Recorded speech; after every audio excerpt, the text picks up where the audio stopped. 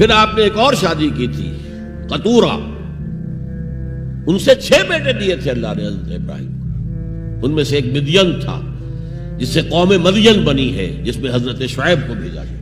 باقیوں کی تاریخ ہمیں معلوم نہیں۔ حضرت اسحاق کے بھی 2 بیٹے تھے اور جڑواں تھے۔ ولادت جب ہوتی ہے جڑواں بچوں کی تو پہلے ایک پھر دوسرا آتا ہے نا، تو اس اعتبار سے اسے بڑا چھوٹا کہہ دیتے ہیں، چاہے تھوڑی سی دیر کا وقفہ ہو، لیکن وہ بڑا چھوٹا تو ہو گیا۔ تو بڑے تھے حضرت عیسو اور چھوٹے تھے حضرت یعقوب، اور یعقوب کو یعقوب کیوں کہا؟ عقب سے، بعد میں آنے والا، پیچھے آنے والا، یعقوب عقب۔ ان کی اولاد میں کتنے نبی ہوئے ذرا سوچئے۔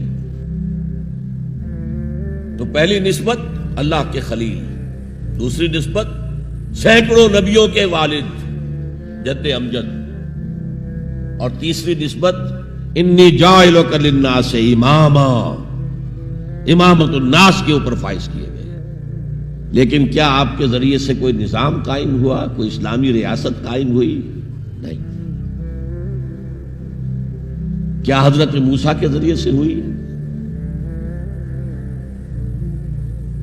حضرت موسیٰ وہ ہے جن کا ذکر قرآن میں ہم کہیں گے، یہ اگرچہ نام لے کر حضور کا تذکرہ بہت کم ہوا ہے قرآن میں، زیادہ نہیں، لیکن ظاہر بات ہے قرآن مجید تو حضور کی سیرت ہی بن جاتی ہے ایک طرح سے۔ غزوہ انفال کیا ہے؟ سورت انفال غزوہ بدر کا چیپٹر ہے۔ آل عمران کی 60 آیات جو 120 سے 180 تک وہ کیا ہے؟ غزوہ احد ہے۔ تو حضور کا تو ذکر سب سے زیادہ ہے، لیکن حضور کے بعد سب سے زیادہ ذکر 555 آیات قرآن کی حضرت موسیٰ کے بارے میں ہے۔ 6,500 کل آیات ہیں، ان میں سے 555 1/13th part of Quran consists of تذکرہ of حضرت موسیٰ علیہ السلام۔ ان کے ذریعے حکومت قائم ہوئی۔ آ گئے تھے قریب 6 لاکھ بنی اسرائیل کو لے کر نکلے تھے مصر سے۔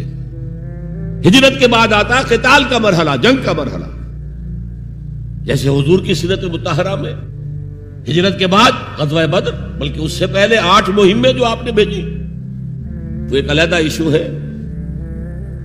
وہاں ہجرت کے بعد جب جنگ کا مرحلہ آیا، پوری قوم نے کوڑا جواب دے دیا، فَذَهَبْ أَنْتَ وَرَبُّكَ فَقَاتِلَا إِنَّا هَاهُنَا قَاعِدُونَ۔ جاؤ موسیٰ تم اور تمہارا رب جاؤ، اور پہلے فلسطین میں جو آباد ہے انہیں نکال کے باہر کر دو، پھر ہم داخل ہوں گے، ورنہ ہم تو یہاں بیٹھے ہیں، زمین جنبت